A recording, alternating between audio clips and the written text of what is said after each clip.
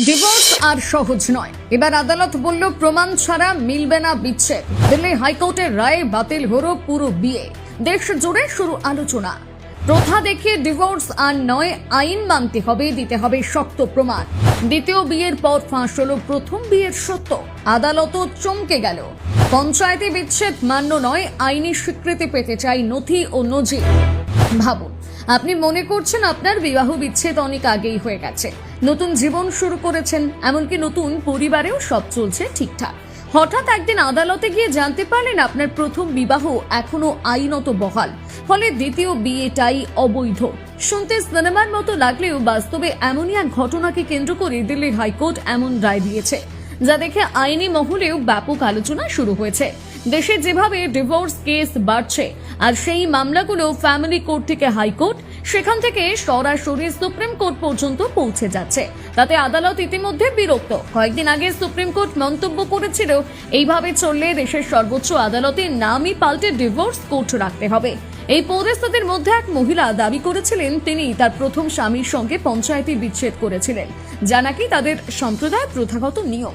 সেই বিচ্ছেদের পর তিনি দ্বিতীয় বিয়ে করেন এবং নতুন স্বামীর সঙ্গে একটি সন্তানের জন্ম হয়। কিন্তু পারিবারিক আদালত তার দ্বিতীয় বিয়ে বাতিল ঘোষণা করে দেয়, কারণ নথি অনুযায়ী তিনি তখনও প্রথম স্বামীর স্ত্রী ছিলেন। এর বিরুদ্ধে তিনি হাইকোর্টে আপিল করেন, আর সেই আপিল খারিজ করতে গিয়ে দিল্লি হাইকোর্ট অত্যন্ত কঠোর ভাষায় জানিয়ে দেয়, অনুমান, গল্প বা কথায় নয়, ডিভোর্স প্রমাণ করতে হলে চাই সুস্পষ্ট, শক্তিশালী এবং বিশ্বাসযোগ্য প্রমাণ। হাইকোর্টের বেঞ্চ, যেখানে ছিলেন বিচারপতি অনিল ক্ষেত্রপাল এবং বিচারপতি হরিশ বৈদ্যনাথন শঙ্কর, স্পষ্ট করে বলেন, হিন্দু সমাজে প্রথাগত বিবাহ বিচ্ছেদের কথা বললে তার অস্তিত্ব প্রমাণ করতে হবে বাস্তব নথি, পূর্ববর্তী আদালতের রায়, সম্প্রদায় স্বীকৃতির নিয়ম বা দীর্ঘদিনের প্রচলিত অভ্যাসের মাধ্যমে। শুধু কিছু লোকের সাক্ষ্য বা ব্যক্তিগত কাগজপত্র দিয়ে এমন গুরুত্বপূর্ণ দাবি প্রমাণ করা যায় না। আদালত আরো বলে, আইনের বাইরে কোনো প্রথা যদি দাবি করা হয়, তাহলে প্রমাণের ভার আরো অনেক বেশি পড়ে সেই ব্যক্তির উপর যিনি প্রথার কথা তুলছেন। কারণ আইন অনুযায়ী বিবাহ বিচ্ছেদ একটি অত্যন্ত গুরুতর বিষয় এবং এটি কখনোই ঢিলেমি বা অনুমানের ভিত্তিতে স্থির করা যায় না। মহিলা যে একমাত্র নথিটি জমা দিয়েছিলেন তা হল তথাকথিত পঞ্চায়েতের ডিভোর্সের একটি ফটোকপি।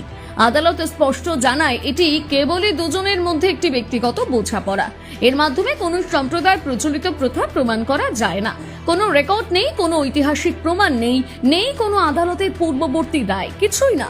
ফলে এই নথির মূল্য বিচারিক দৃষ্টিতে প্রায় শূন্য। হাইকোর্ট তাই পারিবারিক আদালতের সিদ্ধান্ত বহাল রেখে বলে দেয়, মহিলার তৃতীয় বিবাহ আইনত বাতিল। একই সঙ্গে আদালত একটি গুরুত্বপূর্ণ বার্তা দেন, ভারতে হিন্দু বিবাহ আইনের ধারা 29(2) প্রথাগত বিচ্ছেদের সুযোগ রাখলেও সেই প্রথা প্রমাণ করতে হলে চাই স্পষ্টতা, ধারাবাহিক প্রমাণ এবং সম্প্রদায় স্বীকৃত নথি।